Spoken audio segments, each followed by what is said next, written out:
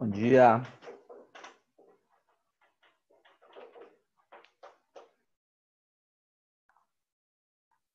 Bom dia, senhor. Tudo bem com vocês? Estava apanhando para entrar aqui no negócio, rapaz. Doido. Como será, senhor? Já comecei bem apanhando. Bom dia, bom dia.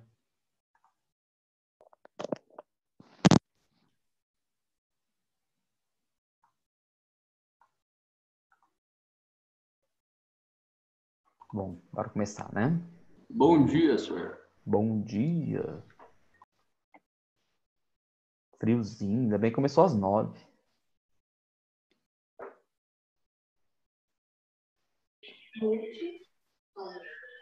Já pode aproveitar agora? Porque já.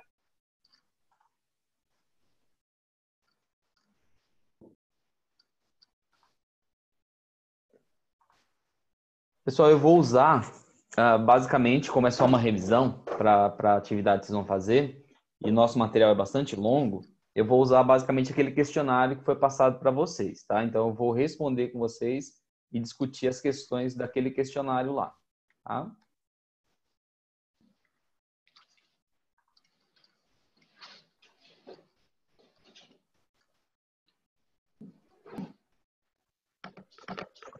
Aí, se vocês tiverem acesso ao questionário aí, faço com vocês.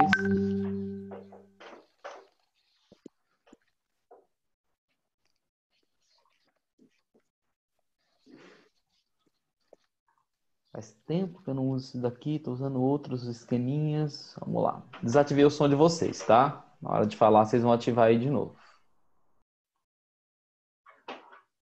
Bora lá.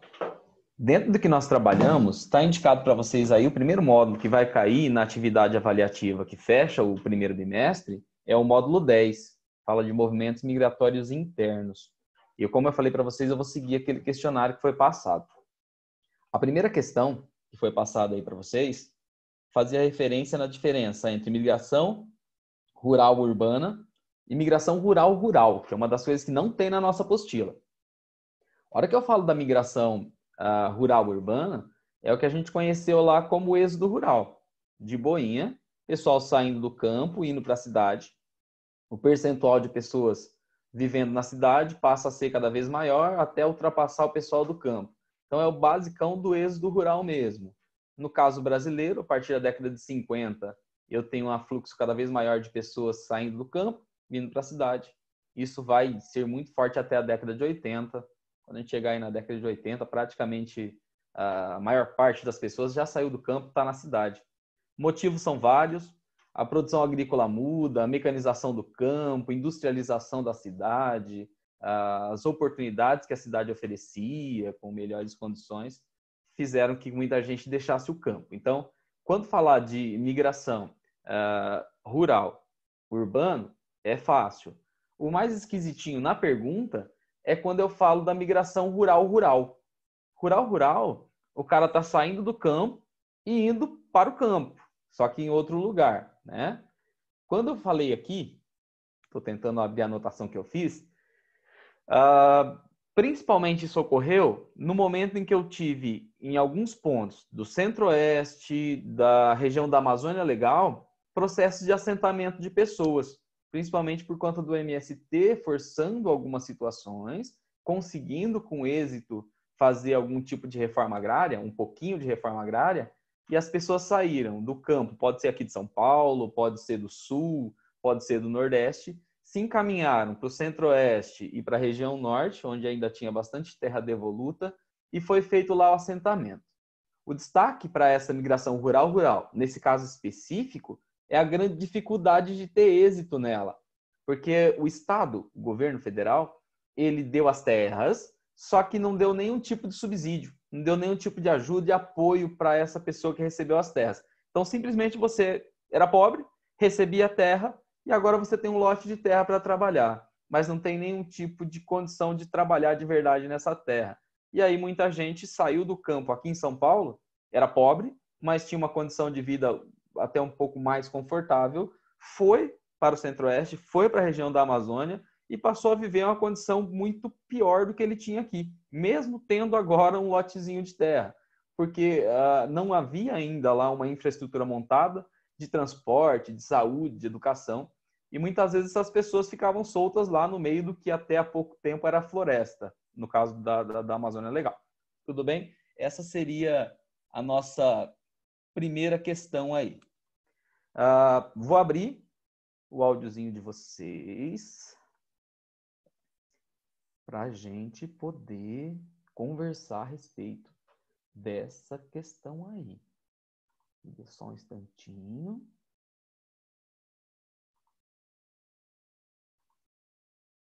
Eu permiti que vocês ativem o som aí. Alguém quer falar alguma coisa? Dúvida dessa primeira? Tá tudo bem?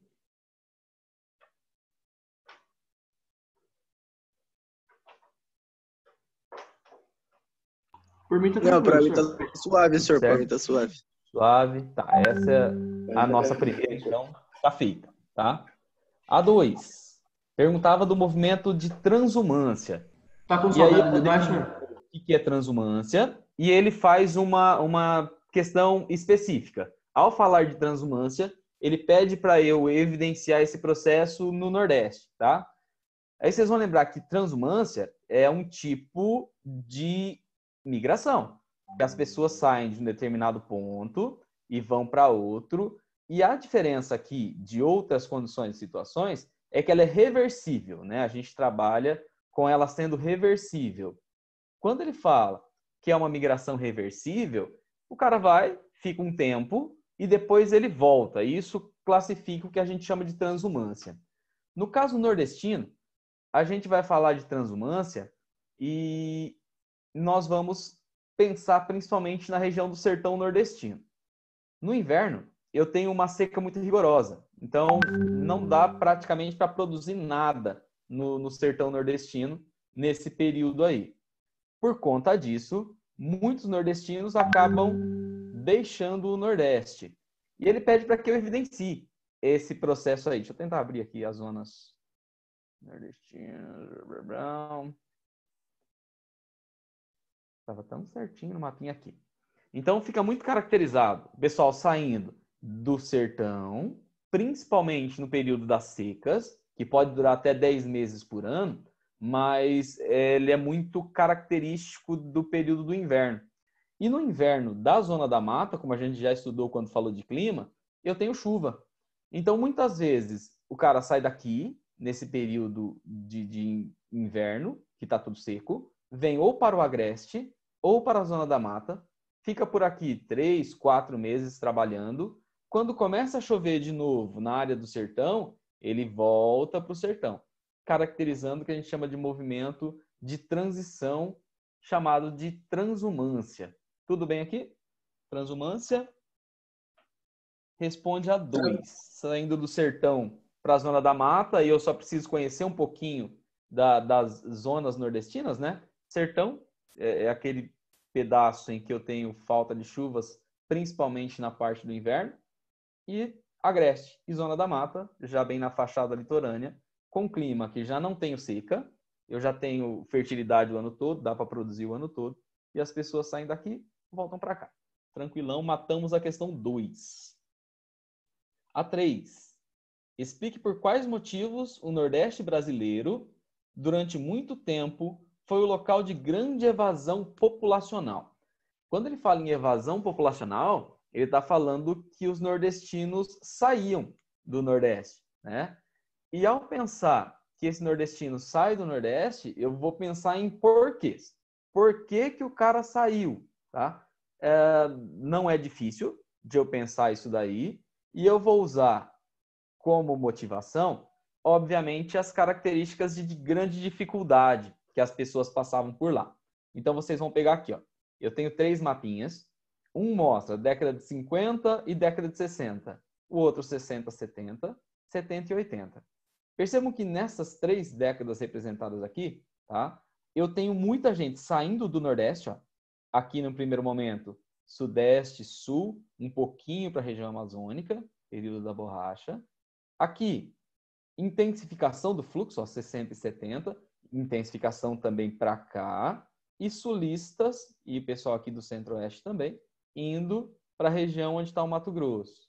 E das 70 a 80 continua o fluxo. Nos 3 mapas, vocês percebem uma grande saída de nordestinos. Tá? Então, uma região de evasão populacional. O pessoal sai. Eu poderia explicar facilmente com as dificuldades financeiras, com a falta de desenvolvimento de trabalho. Poderia também falar facilmente a respeito da seca, que é o principal motivador, gerando até o que é caracterizado na geografia como os retirantes, né? O pessoal que saía do Nordeste vinha para o Sudeste, trabalhando na construção civil, trabalhava também aqui nos tipos de trabalho mais simples. Tranquilão aqui? Dúvidas? Ou está tudo bem? Tranquilo, senhor. Tranquilo com todos. Tá. Então, nós já passamos aqui, pela página 223, falando do êxodo rural, das migrações. Passamos pela 224, e aí fala de um monte de tipo de migração. E tem a evidência aqui na 224 da transhumância, o que é, né, também chamado de pendular, é um movimento temporário, tá? E falamos das dificuldades, o que faz com que o pessoal saia do sertão para ir para a zona da mata ou para a parte litorânea, tá? 4. Diferenças, agora eu já mudei de módulo, vou lá no módulo 12, a gente já vai lá na página 250, tá? E eu quero saber a diferença entre uma megacidade e uma cidade global. Vocês vão perceber que dentro do roteiro, das 20 questões que eu postei para vocês, como o nosso conteúdo é muito grande, eu fui selecionando algumas coisas importantes. Fui selecionando alguns questionamentos, algumas diferenciações que eu achei mais importantes e vão estar dentro das questões que vocês vão responder, ou já responderam. Acho que não responderam ainda não. Esperando a aulinha de hoje. Senhor, tá bom de boa. Tá de boa. Depois você fez? responde as perguntas. Uhum. Demorei 40 minutos, mas para fazer lá. Agora senhor, mais fácil ainda. Pode ir boa. Tá, já fez também? Ah, tá ligado, né, senhor? Aqui, senhor, nós gosta de geografia também, né, senhor? Nós também falava mais que a boca na aula. Isso. Eu tô com saudade de vocês. Negócio de ficar de videozinho, eu tô com saco cheio já de dizer. Deve estar sim. É verdade. Mó chatos aqui. Aqui. Na página 250, nós estamos falando no módulo de urbanização. Então, aquele crescimento das cidades, aquele desenvolvimento da estrutura da cidade, a cidade crescendo, tem várias definições, conurbação, quando as cidades se encontram. E a questão, ela vai em cima do que é uma megacidade e do que é uma cidade global, tá? Muitas vezes uma cidade global pode ser uma megacidade. Na maior parte das vezes, uma megacidade não é uma cidade global. Megacidade é bem simplesinho, eu estou falando de quantidade de habitantes. Então, toda vez que nós falarmos em megacidade, eu estou falando de qualquer cidade, independente do lugar que ela esteja e das suas características, que tem mais de 10 milhões de pessoas. Então, tem 10 milhões de pessoas, megacidade. Pode ser na Ásia, pode ser na África, pode ser na América do Sul, ou pode ser na Europa, pode ser nos Estados Unidos. Tudo é megacidade. Eles citam um monte de cidades aqui. São Paulo, Rio, Mumbai, Delhi, Xangai. A diferença para a cidade global é que a cidade global não precisa ter 10 milhões de pessoas. Geralmente é uma cidade grande, tá? Muitas vezes é uma capital, muitas vezes está no hemisfério norte, em países desenvolvidos. Toda vez que a gente falar em cidade global, o destaque aqui é para polarização, pela capacidade de influenciar em âmbito mundial. E aí, essa influência vai ser principalmente vista no setor de serviços, que tipo de serviço essas cidades oferecem, que é de ponta, finanças, sei lá, quando eu penso em Nova York, eu penso na Bolsa dos Estados Unidos. Acaba regulando a economia do mundo inteiro. É uma cidade global. Desenvolvimento técnico, científico, informacional. Então, ele cita cidades, ó, São Paulo, como cidade global, de segundo escalão, Nova York, de primeiro escalão, Tóquio, de primeiro escalão, tá? Ele cita cidades como Zurique, Bruxelas, Frankfurt, que dentro da Europa vão ter uma importância muito grande e isso tudo acaba sendo importante para o resto do mundo também. Então, a diferença básica na questão 4 entre uma megacidade e uma cidade global é que, ao falar de megacidade, eu estou falando só de uma cidade com grande quantidade de habitantes. Eu vou ter lá mais de 10 milhões de pessoas. E quando eu falar em cidade global, eu estou falando na capacidade de influenciar outros lugares. Aqui eu fechei a questão 4. Questão 5, página 244. Volta para trás. Parece que o professor não sabe fazer questionamento na ordem certa. Na 244, o que é uma rede urbana? Ao falar de rede urbana, de novo, abordando o conceito de urbanização, pessoal saindo do campo, vindo para a cidade, eu tenho as cidades se organizando. E o contato entre elas classifica o que a gente chama de rede urbana. Então, seria a rede que conecta todas essas cidades. Daqui a pouco a gente fala também de hierarquia urbana. Então, dentro dessa rede, onde as cidades se conectam cada vez mais, se conectam por vias físicas, como estradas, por vias informacionais, como redes de computadores, telefonia, tudo isso faz o que a gente chama de rede, forma uma rede intrincada de relações entre as cidades, nos núcleos urbanos e entre eles. Quando a gente falar em hierarquia, que ele já vai pedir na sequência, que é a 5, 5 já é hierarquia. No caso da hierarquia urbana, entre essas cidades, eu tenho classificações. E essa classificação de hierarquia urbana, ela vai ser feita mediante o que cada cidade tem de polarização e influência. Seria o nosso caso aqui, como a gente trabalhou dentro da sala de aula ainda, essa questão, a gente falou assim, sei lá, eu penso em Itupeva, Jundiaí, Campinas, São Paulo. Existe uma rede entre elas, estão intensamente conectadas por todas as vias possíveis, físicas e informacionais, tá? E existe uma hierarquia. Quando eu penso na hierarquia, o topo dessa hierarquia das cidades que eu utilizei como exemplo, obviamente é São Paulo.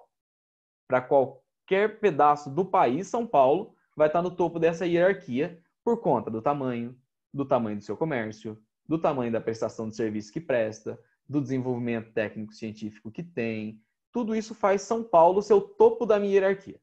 Se fosse pegar só a nossa regiãozinha aqui, seria São Paulo, perto de nós, Jundiaí, e depois Itupeva, que não manda em ninguém, né? Seria o fim da nossa hierarquia aqui. Tudo bem? Capacidade de influenciar forma o que a gente chama de hierarquia. Na questão 6, processo de crescimento dos centros urbanos no caso brasileiro. A gente vai lá na página 262 agora, tá?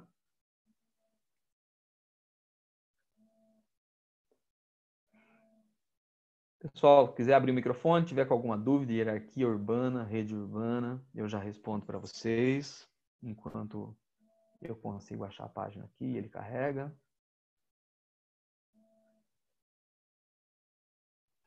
Então, toda cidade tem uma hierarquia. Então, a hierarquia vai servir para qualquer lugar que a gente analisar, né? Essa hierarquia pode ser maior ou menor. Até mesmo se eu sair, usar São Paulo é fácil de usar, né? Que é uma área de intensa hierarquia. São Paulo claramente é maior. Mas se eu vou lá, sei lá, no interior do Mato Grosso, eu vou ter Cuiabá como uma região hierárquica e todo mundo que está no entorno de Cuiabá vai estar subordinado a ela. Muitas vezes mais até do que São Paulo, depende de Cuiabá.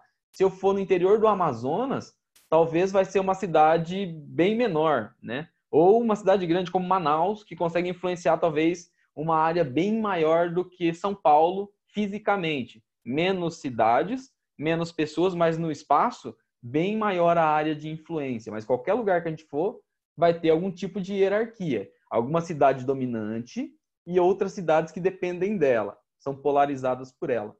Onde eu morava, por exemplo, uma cidade de 3.000 habitantes, 3.500 habitantes. Era subordinado a Araçatuba, a Birigui, que não eram cidades tão grandes assim, quando eu penso, por exemplo, nas grandes metrópoles por aqui. Mas tudo que nós precisávamos, eu precisava ir para Birigui, eu precisava ir para Araçatuba, para poder comprar algum tipo de serviço, até mesmo médicos, eu precisava me deslocar. Então, ali eu tinha uma hierarquia clara, menor, mas existia uma hierarquia. Todo lugar que eu analisar vai ter algum tipo de hierarquia. Tá? Questão 6. Crescimento no caso brasileiro. Está na 262. Ele já fala aqui no nosso caso. Tá? Aqui tem uma discussão grande que vai dar, na verdade, origem a todas as outras questões aí que vão continuar o nosso roteiro. Primeiro, eu vou falar de crescimento urbano, no caso brasileiro, principalmente depois da década de 30 e 40. Vocês vão ter bem claro na cabeça de vocês que na década de 30 começa o meu processo de industrialização, inicialmente por São Paulo e Rio de Janeiro, depois vai se espalhando. E depois da década de 40, principalmente depois da crise que eu tenho lá da quebra da Bolsa de Valores de Nova York, em 39, uma intensificação do êxodo rural. Então, vocês vão pegar da década de 40 até a década de 70, 80, eu tenho um crescimento muito rápido das cidades, que vai gerar grandes metrópoles como São Paulo e Rio de Janeiro. O nosso grande problema é que esse crescimento, que é dado por conta do problema com a cafeicultura, com o início da industrialização, que é o principal motivo, e vai levar muita gente para as cidades, ele é rápido demais. E por ter sido rápido demais, houve grande dificuldade das cidades se organizarem ou atender bem a todo mundo, gerando aí um contingente enorme de excluídos. Então eu tenho um problema sério com a quantidade de excluídos. Então o processo brasileiro teve como principal eixo o êxodo rural, bem claramente, e eu passo a ter um problema sério, que é a formação de uma periferia, áreas urbanas desprezadas e marginalizadas, onde vai passar a crescer o que eles chamam aqui de cidade ilegal. São as favelas, são aquelas construções na beira dos rios, que vai gerar o grande nível de problemas que nós temos até hoje, que não dá para resolver, todo esse problema dos loteamentos clandestinos, da ocupação dos morros, dos deslizamentos dos morros, vai estar nesse contexto aqui. Então, quando eu pensar na questão 6, processo de crescimento dos grandes centros urbanos, no caso brasileiro, eu vou me ater a esse período, principalmente depois da década de 40, com a industrialização cada vez maior e com a mecanização do campo, que gerou o êxodo rural. As cidades vão crescer bastante, principalmente as capitais, num primeiro momento, posteriormente, chegando até o período atual com as cidades médias crescendo também. E dentro dessas grandes cidades, aqueles problemas que nós acabamos de falar agora, que eu acabei de relatar para vocês. Tá? A questão 7. Explica o crescimento da periferia das grandes cidades e a condição de vida da maior parte de seus habitantes. Como não tinha como a maior parte dessa população que estava vindo do campo, tá? Chegar aqui pobre e comprar em São Paulo áreas em boa localização, eles acabavam indo para as periferias e ocupando as áreas, como eu falei, assim, basicamente, áreas de morro, que foram desprezadas na construção da cidade, áreas das margens dos rios, que foram desprezadas, porque quando chovia muito, os rios transbordavam. Eram áreas que eu tinha enchentes. As pessoas ocuparam essas áreas. E aí a condição de vida, obviamente, é ruim, principalmente quando eu penso nos favelamentos, falta de todo tipo de infraestrutura, de transporte, abastecimento de água, rede elétrica, tudo isso é deficitário nessas regiões. E até mesmo segurança, que muitas vezes são tomadas por marginais. Tá? Então a 7 foi também. A 8. Como o processo de industrialização levou ao crescimento da urbanização no Brasil? Mais uma vez, eu estou reverberando aquela mesma ideia inicial. Já era uma tendência, na década de 30 e 40, pessoas saírem do campo e irem para a cidade, porque a cidade tinha escola mais perto, tinha hospital mais próximo, tudo era um pouco mais fácil por conta das proximidades. Então já era uma tendência. Quando vem com a industrialização, ela oferece emprego. Então muita gente sai do campo, que tinha uma condição de trabalho bastante precária, ruim, ganhava pouco, para vir para as cidades tentar trabalhar nessas indústrias, tentar trabalhar nas fábricas. Então a indústria impulsiona muito esse fator.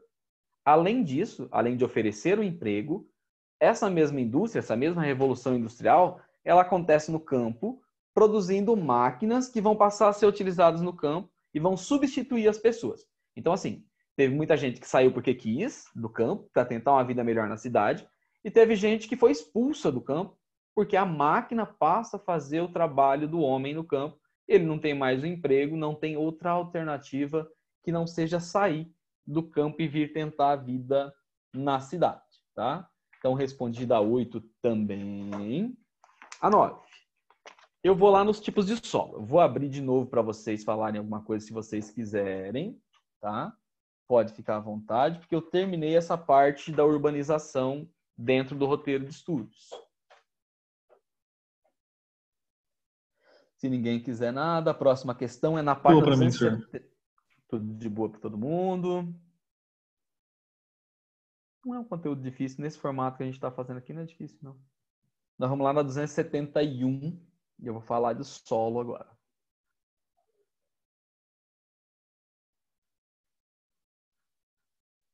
Tá aqui. Atividade econômica agrícola, módulo 14.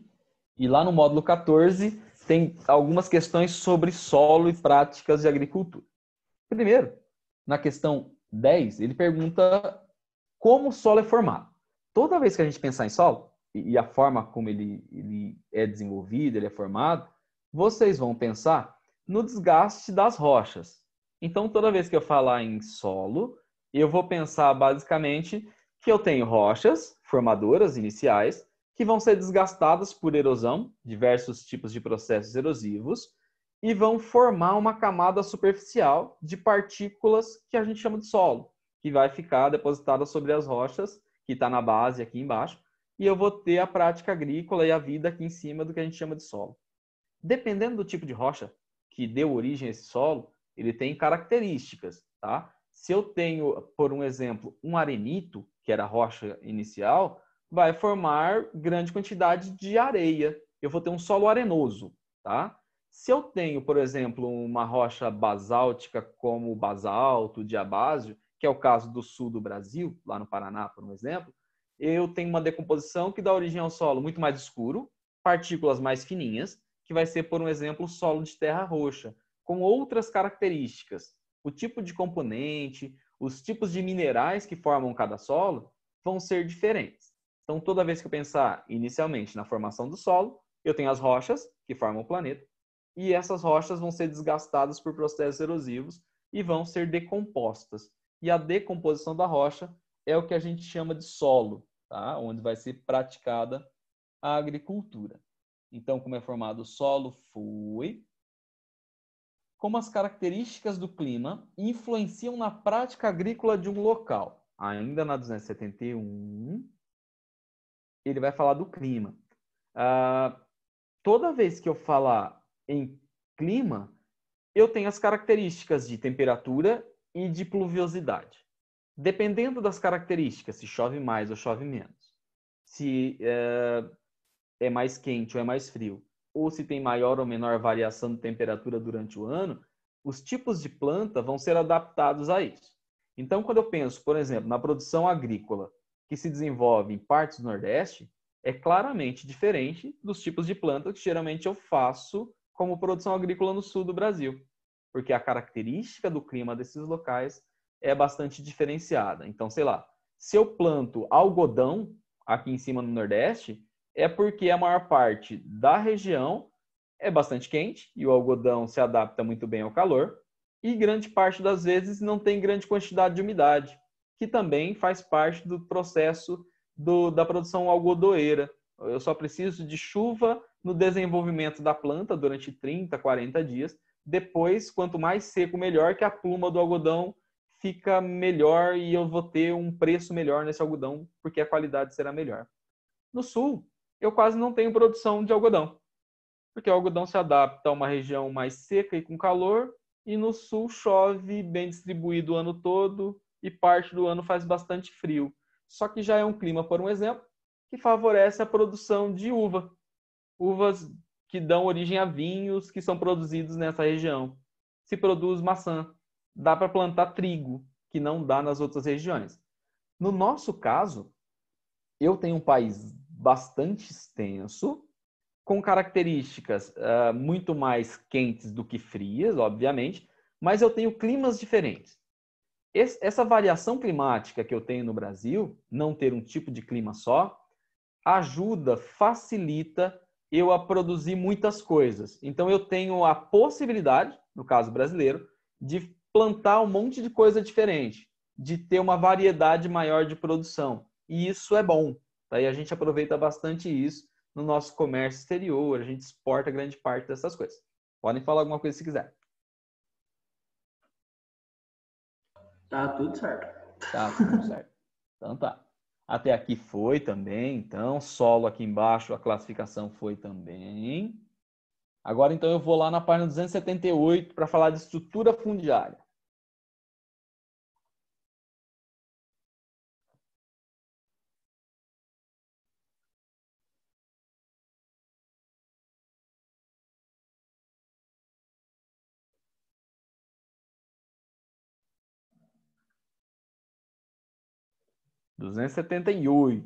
Módulo 15. Principais problemas da atividade agrícola. Aqui tem aquela ideia esquisita que eu falo com vocês de subaproveitamento agrário. Quem coloca isso daqui dá a impressão que ele quer que plantem tudo. Não tem que ter vegetação original, coisa nenhuma. E vai ter só produção agrícola no país todo, em todo lugar. Tá? Mas vamos tentar ajudar a pessoa aí. O que é estrutura fundiária? Descreva como é a estrutura fundiária do Brasil. Então, se eu falar, já no 278, o que é a estrutura fundiária, eu estou falando da distribuição das terras. Então, ao falar de estrutura fundiária, eu estou falando que eu tenho a distribuição das propriedades, que eu posso até mesmo classificar em propriedades pequenas, médias, grandes, minifúndio, latifúndio.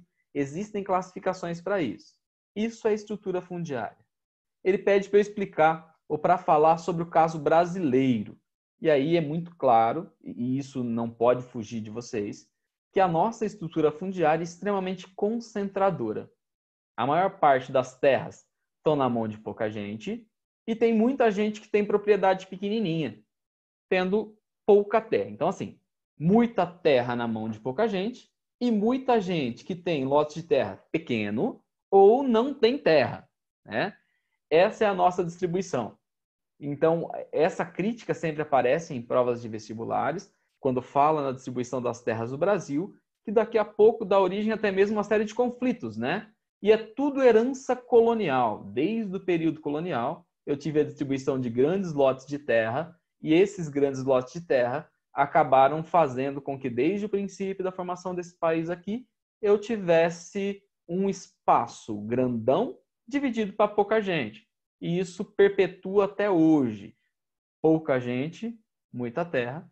A maior parte das pessoas, pouca terra ou terra nenhuma, como é o caso de alguns de vocês, que a única terra que tem, assim como eu, está embaixo das unhas. De vez em quando limpa e fica sem terra nenhuma. Tá? 13. O que ocorreu, onde ocorreu a expansão da fronteira agrícola do Brasil? Isso vai estar ainda na página 278. Fronteira agrícola do Brasil. Tá? Ao falar de expansão da fronteira agrícola, ele descreve aqui, ó, direção a Rondônia, Mato Grosso, Goiás e oeste da Bahia. Aqui é aquela parte que a gente fala, principalmente a partir da década de 50, 60, 70, quando a produção agrícola da soja, num primeiro momento, começa a dar lucro, e as pessoas que estão lá no sul, principalmente, ou aqui no sudeste, onde as terras ficaram caras, vão buscar terras mais baratas em outras áreas do Brasil. O governo militar incentiva isso, tá? Concedendo facilidades, linhas de crédito para quem quisesse abrir fazendas no centro-oeste brasileiro, e muita gente vai migrar para essas regiões. Dessa forma, eu tenho uma nova fronteira agrícola, que cresceu tanto que hoje já chega até mesmo na Amazônia Legal. Deixa eu tentar compartilhar com vocês a imagem desse local que eu tenho como fronteira agrícola atualmente.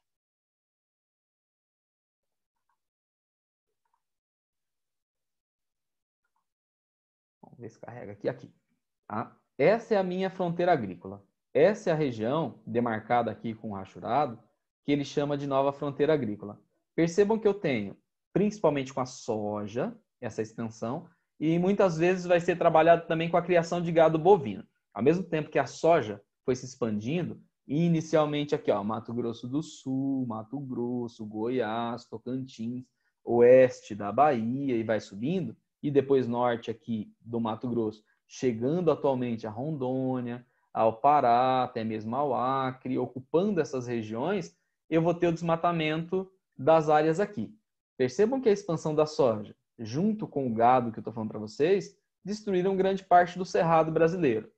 Hoje, a preocupação é que a maior parte deles já invadiu a área de floresta amazônica e, como a gente vê nas reportagens, as áreas de desmatamento vêm crescendo nos últimos anos, vêm se intensificando, os problemas de combater a extração ilegal da madeira, a abertura por queimadas dessas áreas é cada vez maior e gera uma polêmica muito grande para o país, que não consegue combater e muitas vezes faz vistas grossas para esse processo de desmatamento da floresta amazônica, e a comunidade internacional muitas vezes taxa o Brasil, taxa a administração brasileira por conta dessas situações. Tá?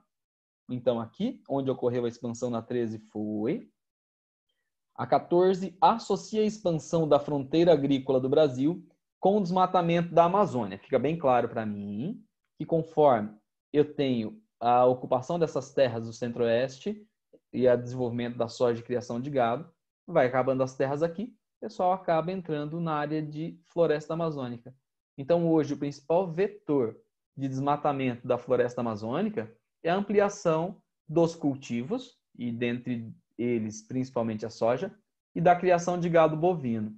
São os principais vetores que fazem com que eu tenha um arco de desmatamento aqui, exatamente no que ele está chamando de fronteira agrícola, ou de nova fronteira agrícola. Até aqui tudo bem para vocês? Quer fazer alguma pergunta?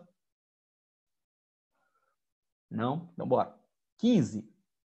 O que são cultivos de base comercial ou commodities? Vou voltar para a minha apostila e vou falar de commodity.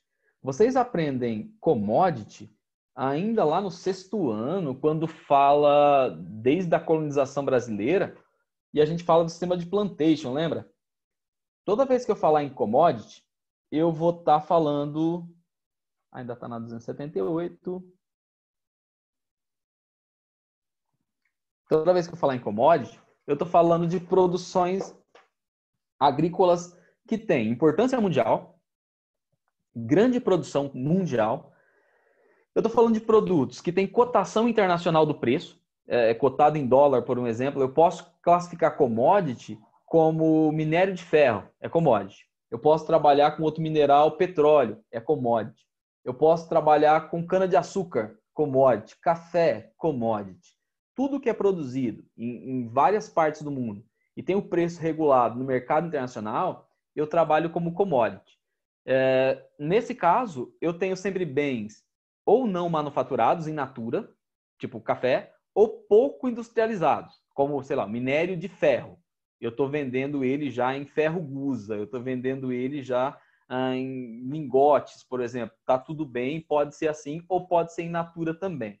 Isso é o que a gente chama de commodity. O Brasil, historicamente, depende dessas commodities. A gente, muitas vezes, exporta grande parte de commodities. Isso tem um lado positivo, que eu pego a minha produção agrícola e eu exporto parte dela, e o lado negativo, que eu dependo, muitas vezes, de um produto primário, de um produto básico, que grande parte de outros países do mundo produz também, fazendo com que o preço dessa mercadoria ele fique instável ou que ele seja baixo. Pensando, por exemplo, na instabilidade do preço, em depender de commodity, percebam o que aconteceu agora com o coronavírus, com o Covid, e a redução do fluxo de pessoas e a redução do fluxo de transportes com o preço do petróleo. Como a demanda se tornou muito menor do petróleo, eu tenho um setor petrolífero em crise. O preço do barril chegou a ficar negativo. Algumas empresas pagando para tirar o petróleo porque não tinha mais onde armazenar, né? Hoje está mais equilibrado e chega até nós. E olha que no Brasil ainda é difícil, né? Eu ter grandes variações de preço e vocês perceberem o preço do litro da gasolina sair dos 4,40, 4,40 não sei o quê, e chegar a 3,50 dentro de um tempo de 30 dias. Isso mostra como essas commodities podem ser instáveis, pode deixar alguém rico rapidamente, ou também pode gerar uma crise enorme, como foi o caso do café conosco, né? Dependia muito e dava muito dinheiro a produção de café e a exportação de café. Do nada, eu tenho uma redução do consumo do café no mercado mundial e eu tenho uma crise econômica gigantesca no caso brasileiro. Tudo bem até aqui? 16. Como as commodities são importantes para a balança comercial do Brasil? Produzimos muitas commodities. E nesse caso, grande parte dos dólares que entram no nosso país dependem dessa produção, no nosso caso, principalmente agrícola e mineral. Nós temos uma exportação de carne bovina enorme, de frangos enorme, de suco de laranja, de café, de soja. Exportamos muitos desses produtos, fora os recursos minerais, como ferro. Somos um dos maiores exportadores mundiais de ferro. Isso traz divisas para o país. Isso traz dinheiro para dentro do país. Equilibra as nossas contas entre o que eu exporto e o que eu importo, que a gente chama de balança comercial. Então, esse setor agrícola produtivo, ele se torna extremamente importante por isso, porque equilibra a nossa balança comercial. Tá? A questão 17 está marcada errado, está falando que é módulo 16, mas é módulo 17. Vamos falar de reforma agrária e está na 294. Enquanto eu localizo a página, se quiser falar alguma coisa, pode ficar à vontade. Professor, Oi. perguntinha. O Brasil ele não tem capacidade de refinar o ferro aqui dentro do próprio país, ao invés de ter que vender o minério e depois comprar mais caro, refinado do outro país? Tem. A gente não compra muito minério. Depende. Se você vender para a China, é um negócio estranho, né? Que eles conseguem comprar o nosso recurso mineral aqui e conseguem devolver, por exemplo, produtos de alumínio mais barato do que eu pegar o mesmo alumina aqui, transformar em alumínio lá na Albras e vender aqui dentro do Brasil. Isso tem muito a ver com carga tributária. Isso tem muito a ver com o valor do trabalhador, quanto se gasta com o trabalhador em cada país. Então, fica mais barato eu mandar alguma coisa para a China, para que roupa. Fica mais barato ele comprar o algodão aqui, a China, buscar o algodão aqui, levar para lá, transformar em tecido, costurar, fazer uma blusa, uma camiseta, uma calça, trazer de volta para cá com transporte marítimo, entregar aqui e vender, sai metade do preço do que eu produzi no Brasil. O nosso custo de produção, muitas vezes, atrapalha essa competitividade. E aí, realmente, eu não tenho como. Compensa comprar dos caras. Meu Deus. Valeu. Tá? Vamos lá. Na 294... Tá longe ainda. 294. Reforma agrária. Nós falamos agora há pouco, tá? A respeito da concentração de terras no país, que é uma coisa característica, é uma coisa simples de entender, todo mundo conhece essa distribuição desigual da terra. E essa situação de distribuição da terra irregular vai levar ao que a gente chama de reforma agrária. Por reforma agrária, vocês vão pensar em distribuição das terras, tá? Então, reforma agrária, basicamente, seria a distribuição das terras. Quem pode fazer reforma agrária no Brasil? Só o Estado, só o governo. Então, vocês vão perceber aqui, ó, durante a década de 50 e início da década de 60, a luta pela terra se intensificou, principalmente surgindo o MST, que é o principal baluarte dessa luta pela terra, tá? E a palavra reforma agrária passa a constituir parte dos discursos brasileiros. Vai entrar até mesmo na nossa Constituição, o termo reforma agrária. Basicamente seria pegar as terras devolutas, as terras do Estado, ou as terras que não produzissem, a partir do momento que a Constituição de 88 fala que a terra tem que ser usada para produzir, e distribuir a terra que não fosse utilizada. E distribuir as terras que fossem pertencentes aos governos, municipal, federal, estadual. Só o INCRA pode fazer essa distribuição de terras, mas seria basicamente isso daí. Então, falar em reforma agrária seria corrigir aquele nosso erro do passado de fazer uma conservação de terras na mão de pouca gente, desde o período colonial. Tá? Isso gerou um monte de conflitos, gera até hoje, muitas vezes até mesmo com mortes. Tá? A 18 é mais específica do que a 17, apesar de ter a ver, que fala qual foi a intenção da criação da Lei de Terras de 1850. Aí eu vou lembrar da Lei de Terras aqui. Tá?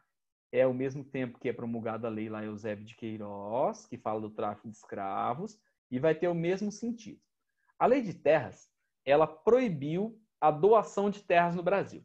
A lei de terras deixa muito claro que só pode adquirir terra a partir de 1850 quem tiver dinheiro.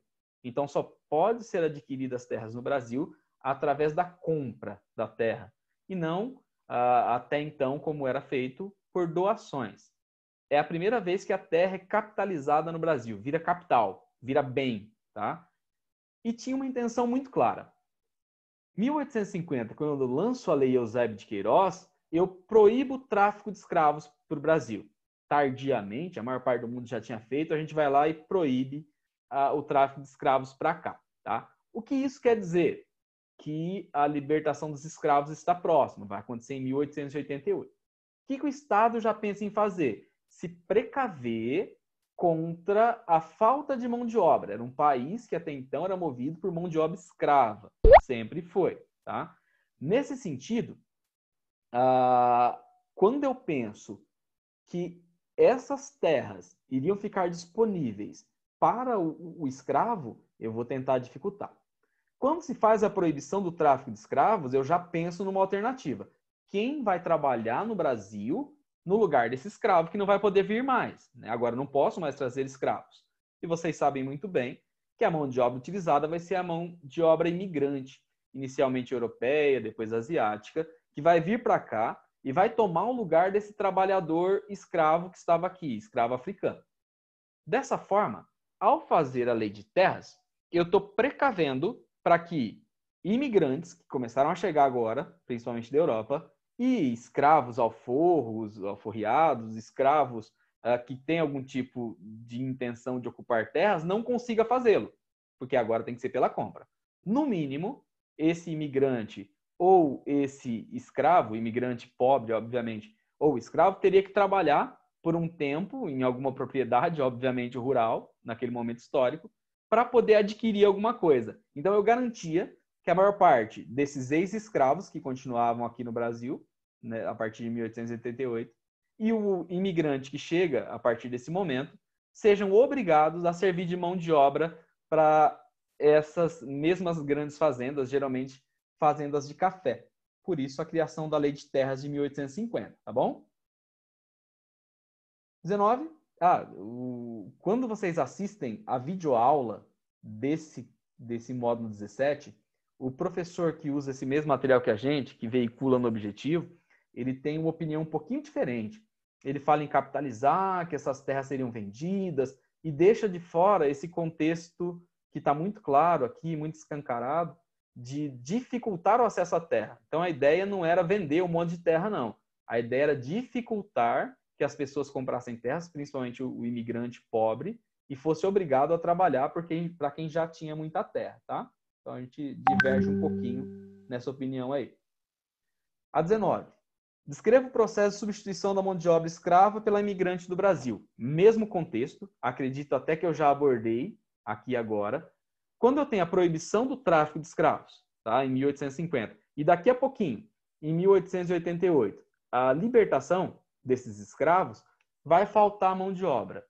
Essa mão de obra vai ser reposta aqui com um incentivo à imigração para o Brasil. Como a gente falou, Europa passava por um momento difícil, muitos europeus virão para cá. Depois, quando a gente falou mais a fundo dessas imigrações, destaque para o italiano, para o alemão, o próprio português, o espanhol, o eslavo, que vieram, e por fim, os asiáticos, como os japoneses, vieram para o Brasil também. Então, vocês vão conciliar essa dificuldade de ter mão de obra escrava, porque não podia mais, com o início de grande quantidade de levas de imigrantes que vão vir para o Brasil. Tá? A 20 e última, isso está na 294. Tá aqui.